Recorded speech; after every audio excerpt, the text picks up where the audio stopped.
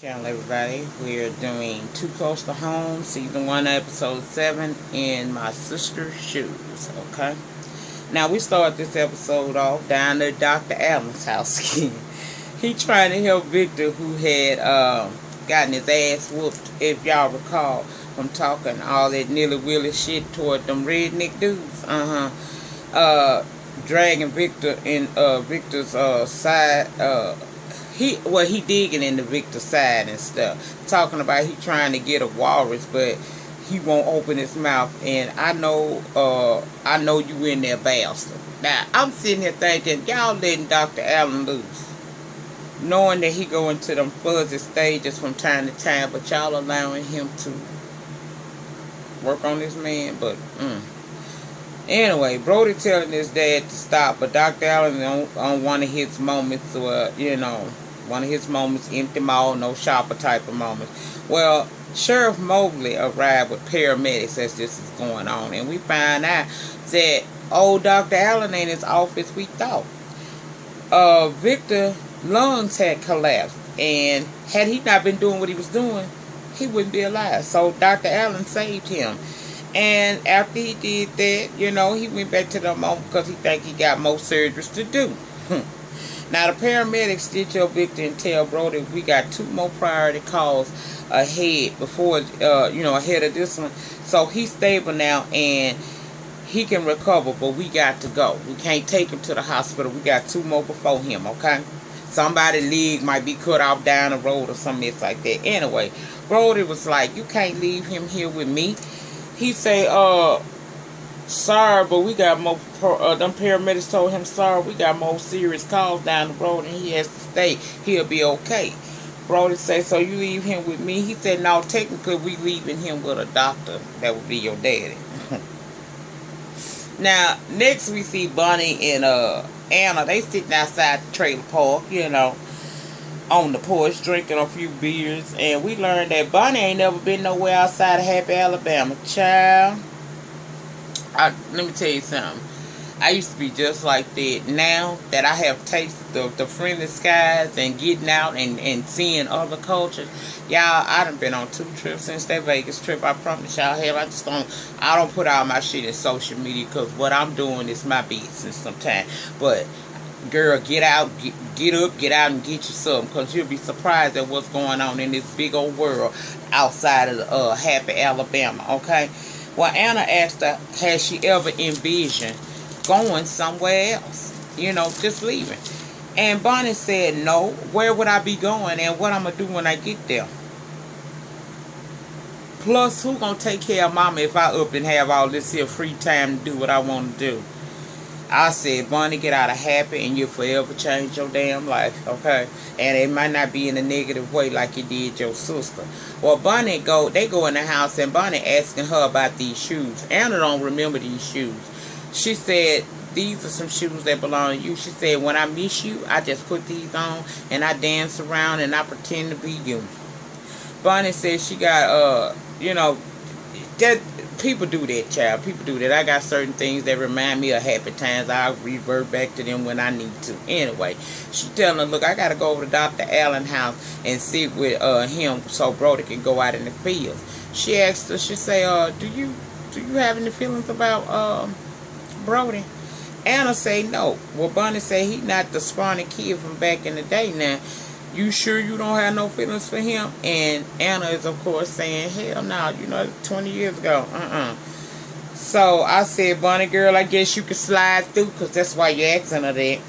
Next, we see Dex and Valerie have arrived in Happy, Alabama. They at the trailer park and they go to Anna and Bonnie's mom trailer. Of course, she can't get up and answer, but she looking out the window talking about she don't know them, and then she tell them eventually, come on round back, okay?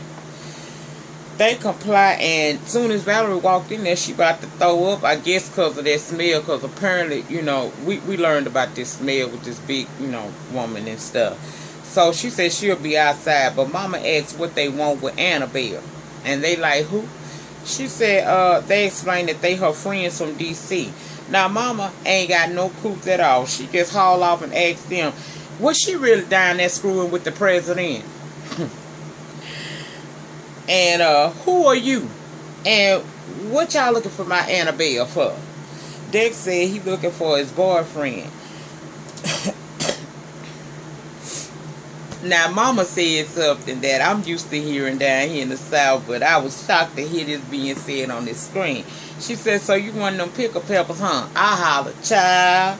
Val and Dex began to ask questions, and Mama said, I don't talk to your kind. Then she said, you ain't answer my question. Was she up there sleeping with that president? And Dex told her, I don't talk to your kind. Child, they leave out, and Valerie did what everybody did when they leave out their trailer home, honey. She threw her. Now, Mama called over the Bonnie trailer and tell Anna, you got some people out here looking for you. Anna goes outside, y'all. And Val, I understand why you mad with Annabelle. You know, she did some foul shit back in D.C. and it could have interfered with maybe you getting to the next level of your career, whatever that may be. But at the end of the day, you were supposed to be a friend of hers, and I don't understand if you're going to be that damn disrespectful, why the hell you showed up. I don't understand her, but anyway.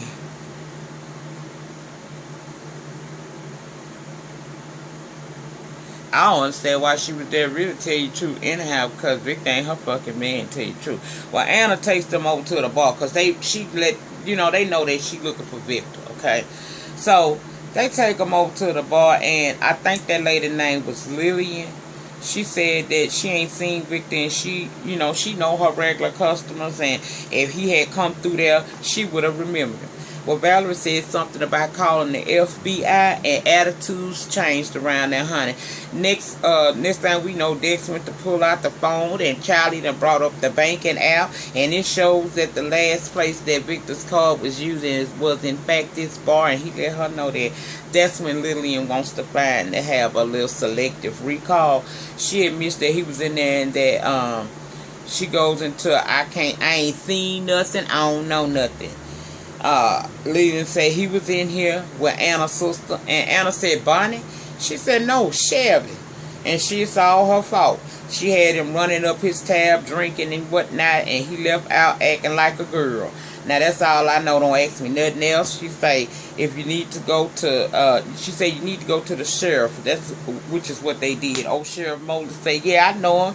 He gonna be okay, but he over at Dr. Allen's house. I'm like, child. Okay. Now, Bonnie arrived at Brody's to watch old Dr. Allen, and she sees this new person laying up here. She asked who he was, and Brody said, we don't even know his name. All I know is my dad helped save his life. The paramedics couldn't take him to the hospital. Sheriff Molan brought him here over my dad. For my dad to save him, and I gotta go to work, but the ambulance say they might come back today or tomorrow, but I doubt it, we don't know, okay? Next thing you know, Victor wakes up and he yelling, but he don't know where he at. He says he remember what happened to him, he just don't know where the hell he at. He starts telling them, who he is and what happened, and Bonnie made the connection that he's Anna's friend that she was looking for earlier that was supposed to stop by and say bye, but he never did, okay? And he let them know that he was beat up by 3 chumps, child. Dr. Allen started yelling at Victor. Hold on. Okay, yeah. Dr. Allen came in there and started hollering at him because he thought that was JB. He's saying he need to get his ass up and get out there in the fields. Bonnie said that that's not JB trying to bring him out of that haze, and he told her to shut up, old bitch. Why Victor started laughing at that, child? I hollered too because he just said it so calm to her.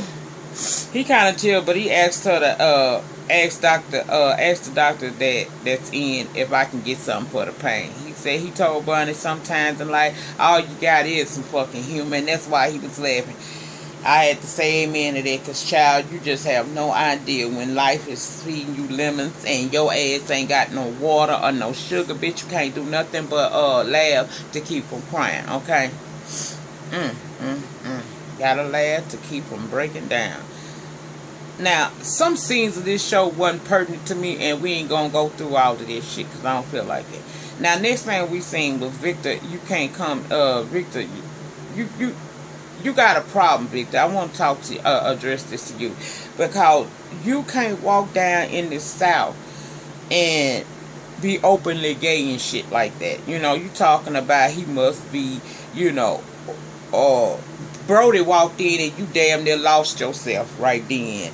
Talking about he must be an angel because of how he built up. And yes, I agree with you, Brody is fine, but child, again, this openly sexual situation that you like to have about yourself, that shit fly up north, that shit don't fly down south. Okay, he asking him for pain pills. Now Brody didn't jump on his ass like he could have, but because Victor, you know, he a little bit too flamboyant for him, but you know, he went head on. He got him some pain pills. He reminded me of actually, he went talking about, he got him some pain pills, but Victor was talking about the scar. And it kind of reminded me of Veronica. Remember when Jeffrey had stabbed Veronica up in her titty implant, and she was arguing with this doctor that was telling her that they need to go in and fix that, talking about is she gonna scar and all of that shit. Then she was bitching about him stapling, sewing up her little stitch, you know, stitching her up and all of that. I was like, child, whatever. What is your damn problem? Well, to Victor tell us he remember what happened again.